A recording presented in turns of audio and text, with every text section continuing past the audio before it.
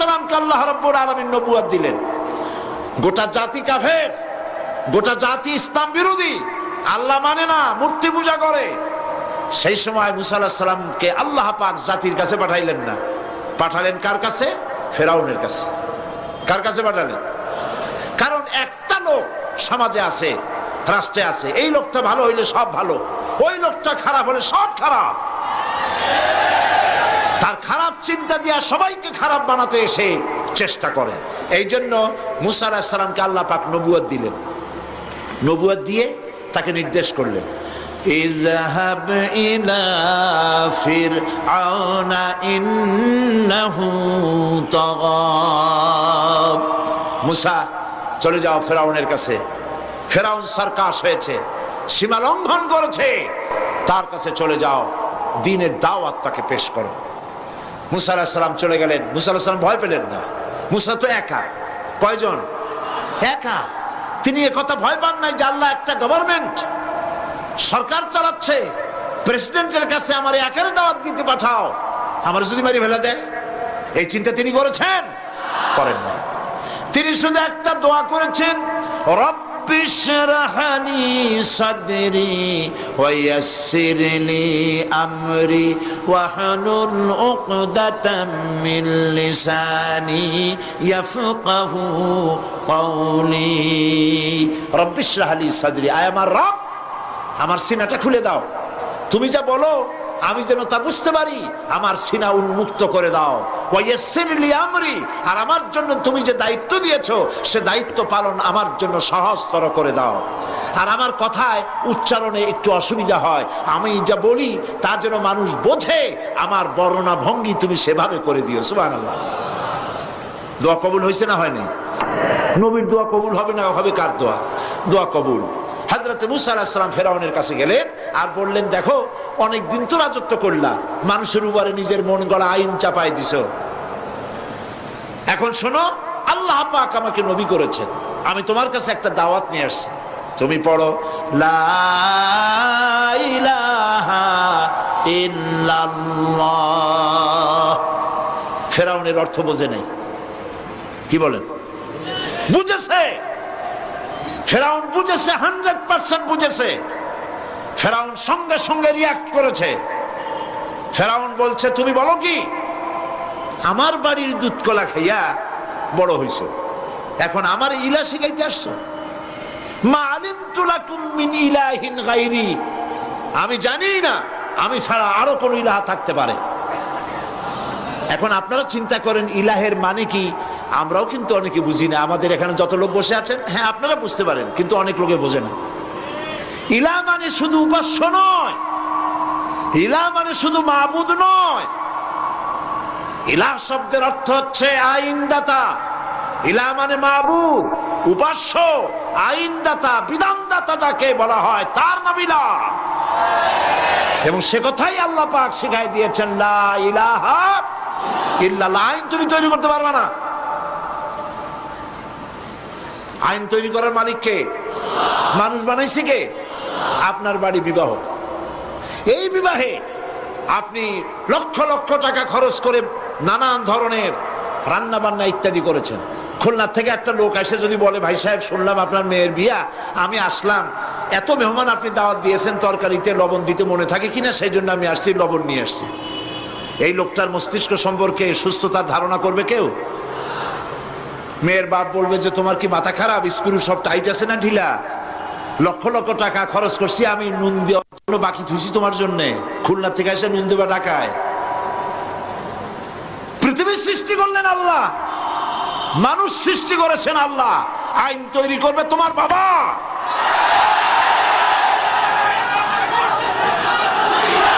আইন তৈরি করবে কে? কে তৈরি করবেন? আল্লাহ রাব্বুল আলামিন আইন তৈরি করবেন। আরেকটি জিনিস লক্ষ্য করুন, এই পৃথিবীতে, থামুন, এই পৃথিবীতে একটা গাধার তৈরি করা আইন আর একটা গাধাই কিন্তু মানে না, ঠিক কিনা? একটা ষাঁড় আর একটা ষাঁড়ের আইন মানে না। গ্রামে দেখেন না, বিলের মধ্যে অনেক ষাঁড় ঘুরে বেড়ায়, একটা ষাঁড় তার ঠ্যাং উঁচু করে বলল, ভাইয়ের আমার, বোনের আমার, এই বিলের মধ্যে কেউ ডাক দিতে পারবে না আমি ছাড়া। আর সব ষাঁড়েরা গরুরা লেজ উঠো করে দৌড় মারলো।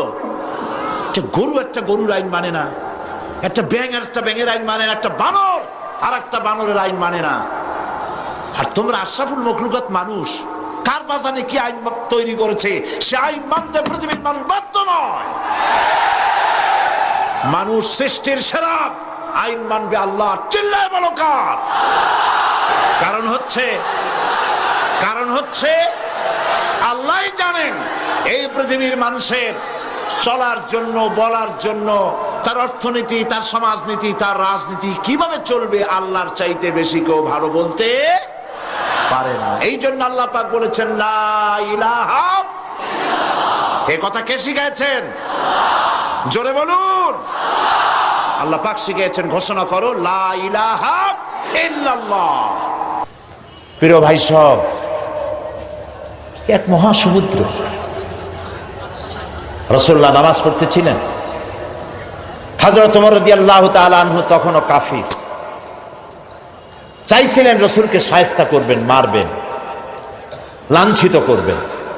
নামাজরত অবস্থায় দেখে তিনি চিন্তা করলেন, যাক নামাজ পড়তেছে, এখন কিছু করব না, নামাজটা শেষ হোক, তারপরে আচ্ছা করে।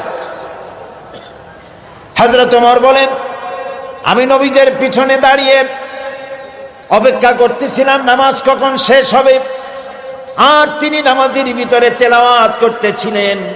তেলাওয়াত যখন শুনলাম, আমার কাছে মনে হলো এই কথাগুলি মানুষের বানানো নয়, নিশ্চয়ই কোনো জিন রাসূলুল্লাহকে শিখায়া দেয়। আমি যখন এই চিন্তা করেছি, এত সুন্দর মিলায়া কি করে পড়েন, জেনে শিখায় দিয়েছে, এই চিন্তা যখন আমি করেছি, নবীজি তখন আমার এই কথার জবাব যেন তিনি দিলেন। তিনি পড়লেন ইন্নাহু লাকাউলু রাসূলিন কারীম। না, এটা কোনো জিন বা অন্য কারো কথা নয়, এটি হচ্ছে মহান বার্তাবাহকের বর্ণনা। হযরত ওমর বলছেন, জেনের কথা না হলে কবির কথা তো বটেই। এত সুন্দর মিলানো, দেখছেন না কোরআন শরীফে কি মিল? লক্ষ্য করছেন? করেন নেই বোধ হয়। করার জন্য অনুরোধ করি, কোরআন তাড়াতাড়ি পড়বেন, মনে হবে আপনি প্রবন্ধ পড়ছেন। থেমে থেমে পড়বেন, মনে হবে যেন কবিতা পড়তেছেন। প্রত্যেক আয়াতে আয়াতে মিল। সুবহানাল্লাহ। হযরত ওমর বলছেন, ভাবলাম মুহাম্মদ সাল্লাল্লাহু আলাইহি সাল্লাম কবি হয়ে গেছে। হযরত ওমর বলেন, যেই না চিন্তা করলাম মনে মনে মুহাম্মদ সাল্লাল্লাহু আলাইহি সাল্লাম কবি হয়ে গেছেন, অমনি তিনি আমার এই কথার জবাব যেন তিনি দিলেন। তিনি পড়লেন ওয়ামা হুয়া বিকাউলি শাইরিন কালিলাম মা তুমিনুন। না না, এটা কোনো কবির কথা নয়। হযরত ওমর বলে, সর্বনাশ, তাহলে তো শুধু কবি না, গণকও। আমার মনের কথা বুঝলো কেমনে? তো জাদুকর হয়ে গেছে, গণক হয়ে গেছে। হযরত ওমর বলেন, যখন আমি মনে মনে চিন্তা করলাম গণক হয়ে গেছেন, অমনি নবীজি আমার সে কথারও জবাব দিয়ে দিলেন। তিনি পড়লেন ওয়ালা বিকাউলি কাহিনিন কালিলাম মা তাযাক্কারুন। না না, এটা কোনো গণকের কথা নয়, তোমরা খুব কমই উপদেশ গ্রহণ করে থাকো। হযরত ওমর বলেন, আমার মনে হচ্ছিল আমার পায়ের তলা থেকে মাটি সরে যাচ্ছে। কি আশ্চর্য কথা! যা বলি মনে মনে তারই জবাব আসে। নামাজের মধ্যে কি করে বোঝেন তিনি? হযরত ওমর বলেন, প্রত্যেকটি কথার জবাব, মনের প্রশ্নের জবাবগুলি যখন আসতেছিল, তখন আমার চোখের সামনে বিরাট একটা জিজ্ঞাসাবোধক চিহ্ন ঘুরতেছিল। এটা জেনের কথা নয়, কবির কথা নয়, গণকের কথা নয়, তবে এটা কি? যেই না চিন্তা করেছি তবে এটা কি, অমনি নবীজি তেলাওয়াত করলেন তানজিলুম মির রাব্বিল আলামিন। আল্লাহ রাব্বুল আলামিনের নাযিলকৃত কিতাব। হযরত ওমর বলছেন, আমার মনে হচ্ছিল ঈমান ইসলাম তার শিকড় শুদ্ধ আমার কলিজার মধ্যে ঘেরে বসতেছে। কিন্তু তখনও সময় আসে নাই হযরত ওমরের ঈমান কবুল করার। প্রিয় ভাই সব, রাসূলকে আল্লাহ রাব্বুল আলামিন পৃথিবীতে পাঠালেন এজন্য নয় তিনি আমাদেরকে মেসাক করা শুধু শিখাবেন, তিনি আমাদেরকে শুধু দাড়ি আর টুপির কথা বলবেন। একটি সমাজ বিপ্লব, একটি রাষ্ট্র বিপ্লব করার জন্য পাঠিয়েছেন। চুরি, ডাকাতি, জেনা, ব্যভিচার, হত্যা, ধর্ষণে ভরপুর সমাজ, এখানে এসেছেন তিনি। এই জাতির উপায়, এ মানুষ বাঁচবে কি করে, এর লক্ষ্য কি, উদ্দেশ্য কি, যাবে কই? আহারে, গরিবদের বাঁচার কোনো অধিকার নাই। গরিবরা শোষিত, নির্যাতিত, নিপীড়িত, নিগৃহীত। বড় লোকদের সব জোর জার, মুলুকতা। আর নারী, নারীর জীবনের তো কোনো দামই নাই। নারী হয়ে জন্মগ্রহণ করাই আজন্ম পাপ। মেয়ে হয়ে জন্মগ্রহণ করেছে, আষাঢ় মেরে মেরে ফেলতেছে। রাসূল এই জিনিসগুলি দেখলেন, নিজের চোখে অবলোকন করলেন। একটা ব্যতিক্রমী স্বভাব দিয়ে তিনি তৈরি হচ্ছেন। লোকেরা লক্ষ্য করল, এক পর্যায়ে মক্কার লোকেরা রাসূলের নাম ভুলে গেল। নাম ছিল কি? নাম কি? মুহাম্মদ। বলেন নাম কি? সবাই বলেন সাল্লাল্লাহু আলাইহি ওয়াসাল্লাম। মনে থাকে যেন রাসূলের নাম যখন শুনবেন, যখন পড়বেন, কি বলবেন? ভুলে যাবেন না। লোকেরা নাম ভুলে যেতে বসলো কেন? তিনি পরিচিত হলেন আল আমিন বলে। লোকেরা বলা শুরু করলো, এই ঘটনার জন্য যাও আল আমিনকে বলো, চলো আল আমিনের কাছে যাই। ওই যে আল আমিন আসতেছে। বিশ্বাসী হিসাবে পরিগণিত হলেন সকলের কাছে, বিশ্বাসী। এবং নাম আরো হলো সাদেক, সত্যবাদী। নবীজি যখন মক্কা থেকে হিজরত করে মদিনায় যান, যাওয়ার সময় হযরত আলীকে বলেছিলেন, আলী, আল্লাহ তাআলা অর্ডার করেছেন আমাকে মদিনায় যাওয়ার জন্য হিজরত করে, তুমি আমার বিছানায় শুয়ে থাকো, আর একটা কাগজ কলম নাও, একটা লিস্ট তৈরি করো। হযরত আলী বলেন, আমি লিস্ট আমানতে। সেই আমানত যারা রাখছে অধিকাংশ কাফেরের আমানত রাখছে। কার কাছে? মুহাম্মদ সাল্লাল্লাহু আলাইহি ওয়াসাল্লামের কাছে আমানত রেখেছে। কেন? কাফেরেরাও বুঝতো যেসব নেতার পিছনে ঘুরি এগুলো শয়তানের চাইতেও খারাপ। মুহাম্মদ সাল্লাল্লাহু আলাইহি ওয়াসাল্লামের সাথে বিরোধিতা করি নেতাদের জ্বালায় পড়িয়া। আসলে তার মতো ভালো মানুষ আকাশের নিচে জমিনের উপরে আর নাই। কাফেরেরাও বুঝতো।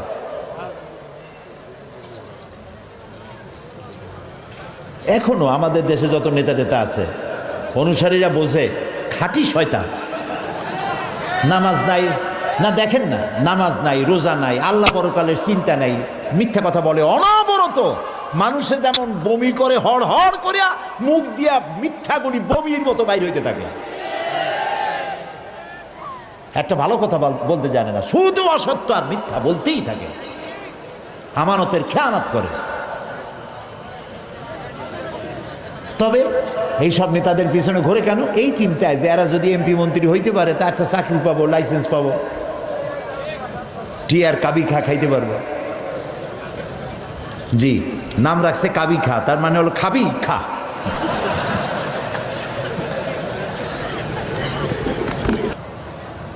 প্রিয় ভাই সব, একটা নারী, একজন স্ত্রী পুরুষের জন্য, স্বামীর জন্য সব থেকে উত্তম সাক্ষী দিতে পারে। এর থেকে ভালো সাক্ষী আর কেউ দিতে পারে না।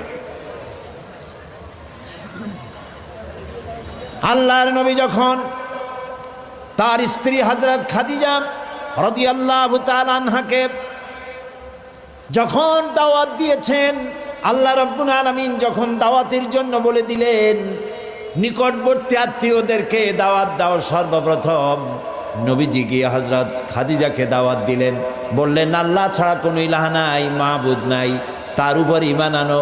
আর আমি মুহাম্মদ রাসূলুল্লাহ সাল্লাল্লাহু আলাইহি সাল্লাম আখিরি জামানার পয়গম্বর, আমার উপর ঈমান আনো। স্ত্রীর জন্য স্বাভাবিক ছিল। স্ত্রী তো কমসে কম স্বামীরে চেনে, কি বলেন আপনারা? চেনে না?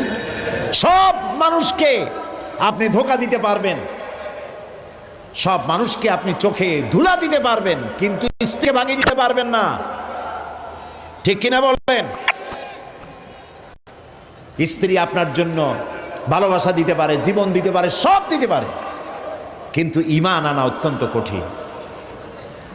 নবীজি যখন হযরত খাদিজাকে ঈমানের দাওয়াত দিলেন, হযরতে খাদিজা রাদিয়াল্লাহু তাআলা আনহা এক মুহূর্ত দেরি করেন নাই, সঙ্গে সঙ্গে পড়েছেন লা ইলাহা ইল্লাল্লাহু মুহাম্মাদুর রাসূলুল্লাহ।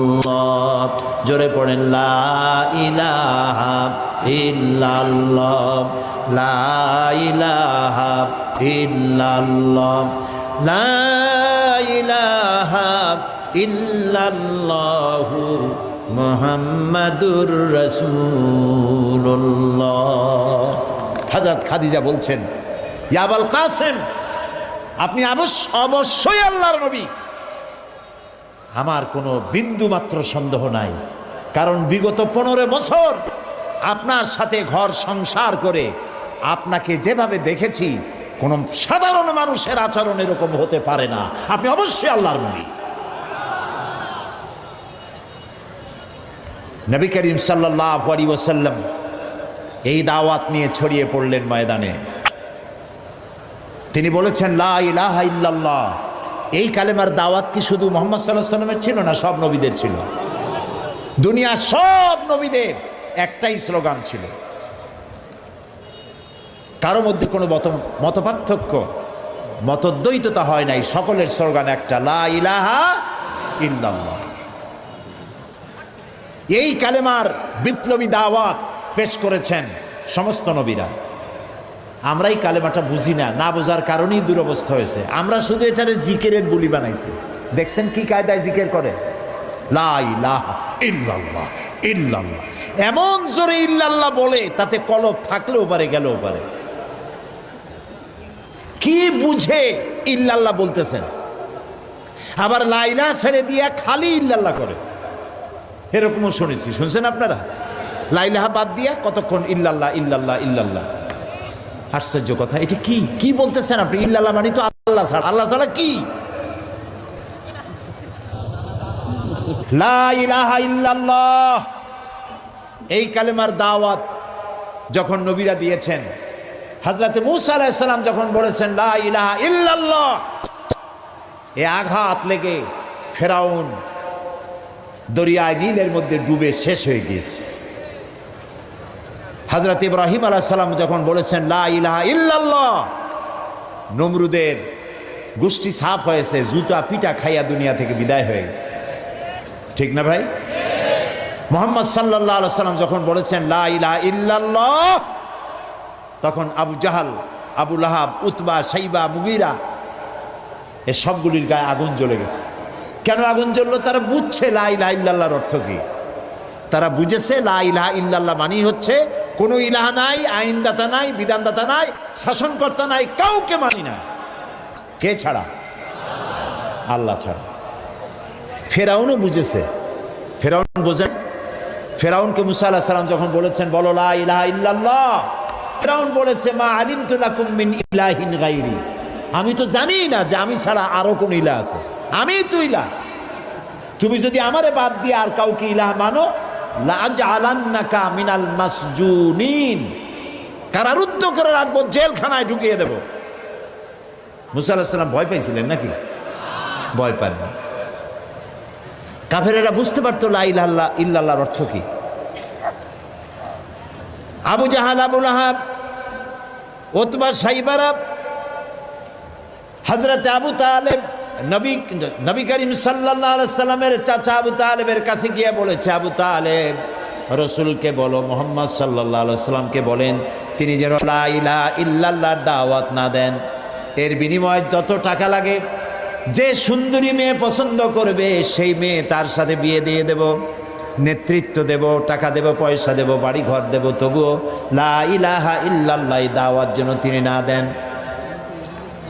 নবীজির কাছে যখন প্রস্তাব গেল, আল্লাহর নবী বললেন, চাচাজি আবু তালিব, প্রস্তাব যেটা এসেছে ওই প্রস্তাবকরা যা দিতে পারবে সেটা তো স্বাভাবিক কথা, যেটা দিতে পারবে না তাও যদি ওরা আমার হাতে দিতে পারে, যেমন আকাশের সূর্যটা ধরে এনে যদি ওরা আমার ডান হাতে তুলে দেয়, আকাশের পূর্ণিমার চাঁদ যদি ধরে এনে আমার বাম হাতে তুলে দেয়, এরও বিনিময়ে আমি আল্লাহ নবী মুহাম্মদুর রাসূলুল্লাহ এক মুহূর্তের জন্য তাওহীদের দাওয়াত বন্ধ করে দেব না। নবীজি পৃথিবীতে আল্লাহর দ্বীনের দাওয়াত দেওয়ার জন্য, দ্বীন প্রতিষ্ঠার জন্য এসেছিলেন। এজন্য আসেন নাই আবু জাহাল, আবু লাহাব বা সাইবারা নেতৃত্ব দিবে আর মুহাম্মদ সাল্লাল্লাহু আলাইহি ওয়াসাল্লাম তার অধীনে চাকরি করবেন, মসজিদে বসে আল্লাহ আল্লাহ করবেন। মূসা আলাইহিস সালামকে এজন্য পাঠানো হয়নি যে তিনি ফেরাউন রাজত্ব করবে আর তিনি তার অধীনে থেকে আল্লাহ বিল্লাহ করবেন। এজন্য পাঠানো হয়েছে। মূল উদ্দেশ্য কি? আল্লাহ রাব্বুল আলামিন বলেন, হুয়াল্লাযী আরসালা রাসূলাহু বিল হুদা ওয়া দীনিল হক লিইয়ুযহিরাহু আলাদ-দীনি কুল্লিহি ওয়া কাফা বিল্লাহি শাহীদা। আল্লাহ তাআলা তিনি রাসূলকে প্রেরণ করেছেন দ্বীনে হক আর সত্যের বিধান সহকারে, যাতে করে পৃথিবীর সব মতবাদের উপরে ইসলামকে তিনি বিজয়ী করে দিতে পারেন। নবী করিম সাল্লাল্লাহু আলাইহি সাল্লাম মক্কি জীবনে এই কাজটি তিনি চালু করলেন। নবী করিম সাল্লাল্লাহু আলাইহি সাল্লামকে আল্লাহ রাব্বুল আলামিন সব রকমের সম্মান এবং মর্যাদা দিয়ে পৃথিবীতে পাঠালেন দ্বীনকে প্রতিষ্ঠা করার জন্য। 13 বছর সময় লাগলো মক্কায়। কয় বছর লাগলো? 13 বছর। এই 13 বছর দ্বীনের দাওয়াত দিতে থাকলেন মানুষের দুয়ারে দুয়ারে গিয়ে, গোপনে, রাত্রে, দিনে। আল্লাহর মেহেরবানি লোক তৈরি হয়ে গেল। আবু বকর, ওমর, ওসমান, আলী, খাব্বাব, খুবাইব রিদওয়ানুল্লাহ তাআলা আলাইহিম আজমাইন, এই সব লোক তৈরি হয়ে গেল। কেমন লোক তৈরি হলো? যে হযরত ওমর রাসূলকে হত্যা করতে আসছিলেন, সেই ওমরকে আল্লাহ এমন দরজায় পৌঁছায় দিলেন, রাসূল বললেন, লা নাবিয়্যা বা'দি ওয়ালা রাসূলা, আমার পরে নবীও হবে না, রাসূলও হবে না, কিন্তু আমার পরে যদি কেউ নবী হতো লাকানা ওমর, ওমরে আল্লাহ নবী বানাই দিতেন। সুবহানাল্লাহ বলুন। এইসব লোক তৈরি হয়ে গেল। 13 বছর সময় লাগলো। আল্লাহ রাব্বুল আলামিন হিজরতের অর্ডার দিয়ে দিলেন।